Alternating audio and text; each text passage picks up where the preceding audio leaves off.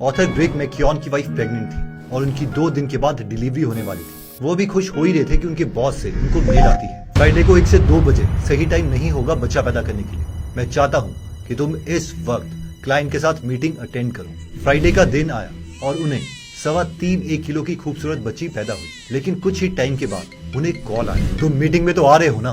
Greg ने अपनी पत्नी को देखा जिनके हाथ में उनकी बच्ची थी और कहा, यस सर, मैं आ रहा हूँ। ग्रेग ने अपनी बच्ची को छोड़ा और मीटिंग अटेंड करने चले गए। मीटिंग के बाद उनके बॉस ने कहा, क्लाइंट खुश होंगे तुम्हारे इस डिसीजन की वजह से। ग्रेग ने क्लाइंट की तरफ देखा और मानो वो क्लाइंट उसे कह रहा हो, बेवकूफ, तू यहाँ पे कर क्या रहा है? तुझे तो अपनी बीवी के साथ होना चाहिए था। ग्रेग कहते हैं कि सबको खुश करने के चक्कर में मैं अपनी लाइफ को प्रायोरिटाइज कर ही नहीं पा रहा था, बल्कि बाकी लोग मेरी लाइफ को प्रायोरिटाइज कर रहे थे। इस गलती से सीख लेने के बाद ग्रेग ने जॉब छोड़ दी और अगले 2 साल तक हर रोज सुबह 5 बजे से 1 बजे तक एक बुक लिखना स्टार्ट किया जिसका नाम था एसेंशियलिज्म। यानी लाइफ में 1% सक्सेसफुल लोग ऐसा क्या करते हैं जिसकी वजह से वो बाकी के 99% लोगों से आगे बढ़ जाते हैं। इसके बाद ग्रेग ने सिलिकॉन वैली में एक स्ट्रैटेजी और लीडरशिप कंपनी खोली जो लीडर्स को ये बताती थी कि लेजी होने के बावजूद वो 1% सक्सेसफुल लोगों में कैसे आ सकते हैं। और ये एक 3 स्टेप प्रोसेस है जिसमें सबसे पहला स्टेप कहता है एक्सप्लोर एंड इवैल्यूएट।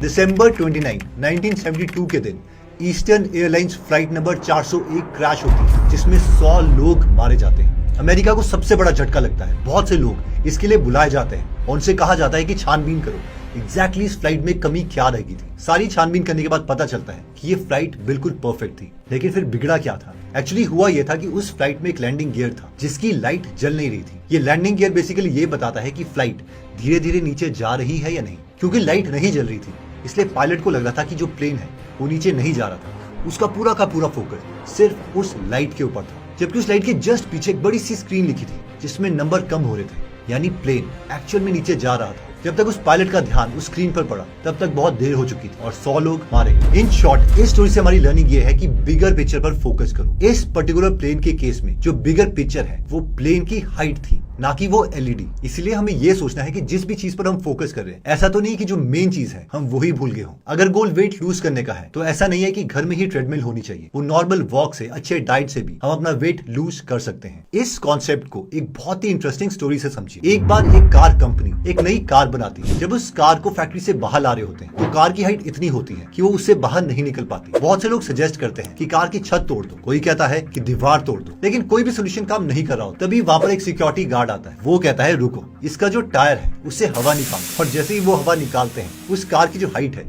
वो कम हो जाती है और वो कार उस फैक्ट्री से बाहर आ जाती है। In short, look at bigger picture. इस प्रोसेस में नेक्स्ट स्टेप आता है एलिमिनेट। हमें से बहुत से लोगों ने MS Dhoni the untold story ये मूवी तो जरूर देखी होगी। वो प्लेटफॉर्म वाला सीन याद है जिसमें MS धोनी कहते हैं, सर हम सोच रहे हैं कि हम कर क्या रहे हैं, हम एक क्रिकेटर हैं पर यहाँ हम TC का काम कर रहे हैं खड़गपुर स्टेशन में। फिर इस मूवी का सबसे आइकॉनिक सीन याद कीजिए जब प्लेटफॉर्म पे एक ट्रेन आती है और सुशांत सिंह राजपूत उसमें चढ़ जाते हैं। अगर धोनी ने ये TC वाली जॉब नहीं छोड़ी होती तो शायद इंडिया को 2011 का वर्ल्ड कप नहीं मिलता। धोनी ने ये जो काम किया इसे कहते हैं एलिमिनेट। यानी कोई भी ऐसी चीज जो हमारे बड़े गोल के साथ अलाइन नहीं हो रही है हमें उसे जिंदगी से हटा देना है, यानी एलिमिनेट करना है। इस डायग्राम को बहुत ध्यान से देखिए। लेफ्ट साइड में आप जो हर रोज 8-10 चीजें करना चाहते हैं, 6 नए आइडियाज पर एक साथ काम करें, आपकी पूरी एनर्जी बस फैली हुई है। लेकिन राइट साइड पर आपका फ्रेंड है जो फुली फोकस तरीके से सिर्फ एक चीज पर काम कर रहा है। 1 साल, 2 साल, 3 साल, 4 साल। अब आप मुझे ये बताइए कि 5 साल के बाद कौन जीतेगा? आप जो 5 या 6 चीजें कर रहे हैं और उन सब चीजों में थोड़े एवरेज है, या फिर आपका दोस्त जो फुली फोकस तरीके से सिर्फ एक चीज पर काम कर रहा है? क्या आप उसे बीट कर सकते हैं? ऑब्वियसली नहीं। एक न्यूरो सर्जन 1 साल में इतना पैसा कमाता है जो एक जनरल फिजिशियन पूरी जिंदगी नहीं कमा पाता। बहुत से लोगों को पेट दर्द होता है लेकिन उस पेट दर्द को ठीक करने के लिए जनरल फिजिशियन भी बहुत से हैं, लेकिन ब्रेन ट्यूमर के लिए सिर्फ एक ही न्यूरोलॉजिस्ट, और इसलिए वो ज्यादा पैसे अर्न करते हैं। एलिमिनेट के इस प्रोसेस को स्टीव जॉब्स की स्टोरी से समझते हैं। जब स्टीव जॉब्स को उन्हीं की कंपनी एप्पल से निकाल दिया गया था तो उन्होंने एक नई कंपनी खोली जिसका नाम था नेक्स्ट। उसके लिए उन्हें लोगो चाहिए था जिसके लिए उन्होंने बहुत से डिजाइनर्स अपने पास बुलाए और सबको कहा कि मुझे 4-5 डिजाइन दिखाओ ताकि मैं इसका लोगो परफेक्ट बना सकूं। एक दिन स्टीव जॉब्स की मीटिंग एक फेमस डिजाइनर से हुई जिसका नाम था पॉल रैट। स्टीव जॉब्स ने पॉल को कहा कि मुझे 4-5 डिजाइन बना के दिखाओ, फिर उसमें से हम इसे फाइनलाइज करेंगे। इस पर पॉल ने कहा, And he said, no, if you want options, go talk to other people. But I'll solve your problem for you the best way I know how, and you use it or not, that's up to you. You're the client, but you pay me. मैं अपनी energy को diverse नहीं कर सकता 5-6 लोगों में, सिर्फ एक बनाऊंगा लेकिन बेस्ट बनाऊंगा। कुछ हफ्तों के बाद जब पॉल स्टीव जॉब्स के पास वो लोगो लेके आए तो स्टीव जॉब्स के मुंह से सिर्फ एक चीज निकली, वाओ। स्टीव जॉब कहते हैं कि ये परफेक्ट लोगो था जो आज तक का मैंने देखा था, और पॉल की उन्होंने बहुत तारीफ करी। देखिए 5 अक्टूबर 2021 को प्राइम मिनिस्टर नरेंद्र मोदी ने अपने ट्विटर हैंडल पर राकेश झुनझुनवाला के साथ एक पिक्चर पोस्ट करी। झुनझुनवाला के साथ उनकी ये तस्वीर काफी वायरल हुई और चर्चा राकेश झुनझुनवाला के शर्ट पर थी। आखिर उन्होंने एक शर्ट ऐसी क्यों पहनी जो प्रॉपर्ली आयरन नहीं थी। 10,000 रुपए पर मंथ कमाने वाले हम जैसे लोग एक ऐसे आदमी को सजेशन दे रहे थे जिसकी नेटवर्थ 5.8 बिलियन US डॉलर, यानी करीबन 45,000 करोड़ रुपए। जब लेट श्री राकेश झुनझुनवाला जी से इस शर्ट के बारे में कहा गया तो उन्होंने कहा, वो मैंने इस्त्री कराई थी 600 रुपए लगा, फिर भी कम बोल हो गई। I to go to office in my shorts, क्या है उसमें, कोई कस्टमर नहीं है, कोई क्लाइंट नहीं है, अपने को क्या करना है। इन शॉर्ट वो अपने आइडियाज को लेके बहुत फोकस थे और हर चीज को, हर डिस्ट्रैक्शन को अपनी लाइफ से एलिमिनेट कर रहे थे। इस प्रोसेस में थर्ड स्टेप आता है एग्जीक्यूट।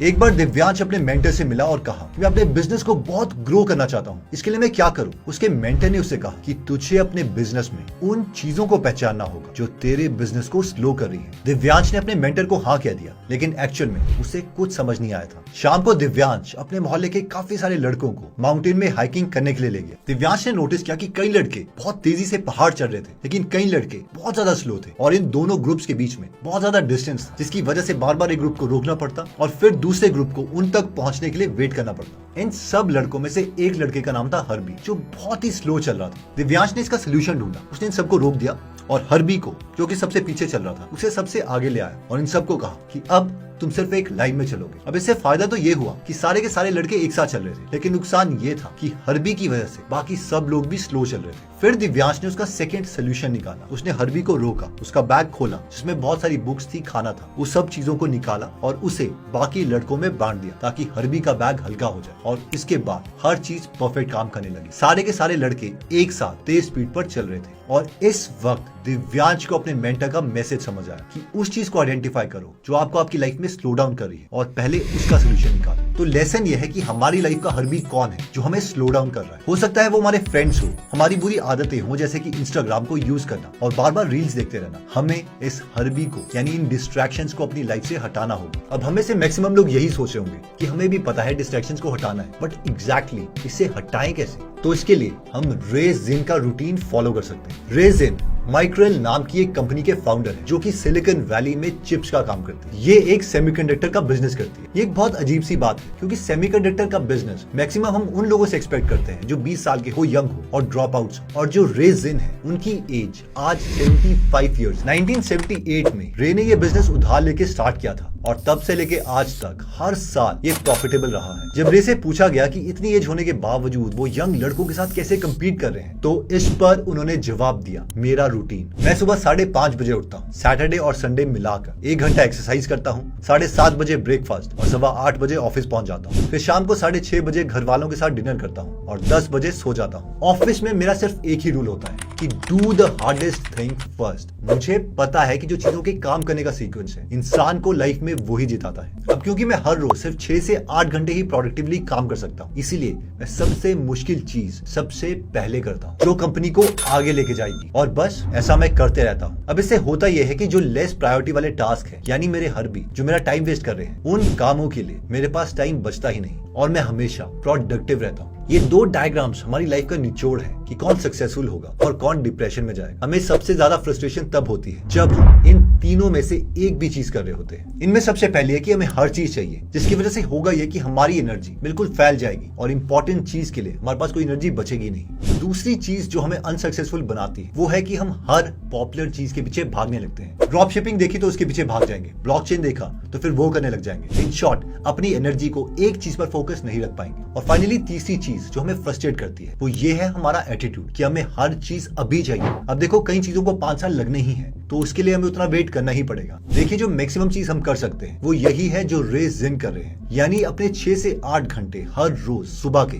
उसी चीज को दूं जो सबसे मुश्किल है, यानी लाइफ में मुझे आगे लेके जाएगी, और बाकी सारे छोटे टास्क को मैं नो बोल दूं, अपनी लाइफ से एलिमिनेट कर दूं। हमें सबसे ज्यादा फ्रस्ट्रेशन तब होती है जब हमें सेंटर पे लाए करते हैं, यानी हम तीनों चीजें कर रहे हैं। हमें हर चीज चाहिए, हर नई चीज भी चाहिए और वो अभी चाहिए। अब देखते हैं कि जो मोस्ट सक्सेसफुल लोग हैं वो किस फॉर्मूले में काम करते हैं। वो भी 3 चीजें करते हैं। 1, वो सिर्फ हाईएस्ट प्रायोरिटी टास्क पर काम करेंगे जो एक्चुअल में उन्हें आगे लेके जाएगा। 2, उस काम को करने का उनका राइट रीजन है, यानी उन्हें पता है कि उनकी लाइफ में ये काम इंपॉर्टेंट क्यों है। और 3, उन्हें पता है कि इस काम के लिए समय लगेगा, इसलिए मुझे बस इस चीज पर फोकस करना है कि अभी क्या इंपॉर्टेंट है और बाकी सब प्रोसेस पर छोड़ देना है। और हम अपनी ए गेम यानी टॉप 1% में तब आ पाएंगे जब हम ये तीनों चीजें कर रहे होंगे। यानी कि लाइफ में जो 2-3 चीजें मैटर करती है उस पर हर रोज काम करते रहेंगे, ये सोचे बिना कि एग्जैक्टली रिजल्ट्स कब मिलेंगे, क्योंकि ये हमारे कंट्रोल में है ही नहीं। ओके, तो एक बार मैं पूरी वीडियो को आपके लिए समराइज कर देता हूँ। हमें अपना बेस्ट देने के लिए इन 3 चीजों पर काम करना है। 1, एक्सप्लोर यानी बिग पिक्चर पर फोकस करो जो लाइफ में हमें आगे ले जाएगा। हमें उस पायलट की तरह गलती नहीं करनी है जो एलईडी पर फोकस कर रहा था, ना कि इस बात पर कि प्लेन की एक्चुअल हाइट उसे किसी और जगह से भी पता चल सकती है। 2, एक बार पता चल गया कि किस चीज पर फोकस करना है तो बाकी हर चीज को नो बोलना स्टार्ट कर दो। जैसे कि MS धोनी ने टीसी के काम को मना कर दिया और पॉल ने स्टीव जॉब्स को मना कर दिया। और फाइनली 3rd स्टेप है एग्जीक्यूट, यानी जब हमें पता चल गया है कि क्या करना है तो हर रोज सबसे पहले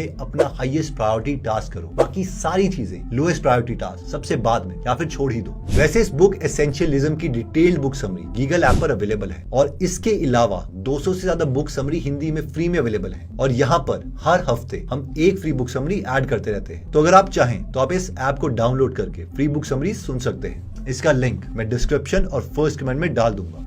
जय हिंद। अगर आप हमारी वीडियोस मिस नहीं करना चाहते तो हमारा पेज लाइक करने के बाद 3 डॉट्स के बटन को प्रेस करके फॉलो के बटन को सिलेक्ट कीजिए और फाइनली सी फर्स्ट के ऑप्शन को सिलेक्ट कर लीजिए। इससे आपको हमारी हर पोस्ट मिलती रहेगी।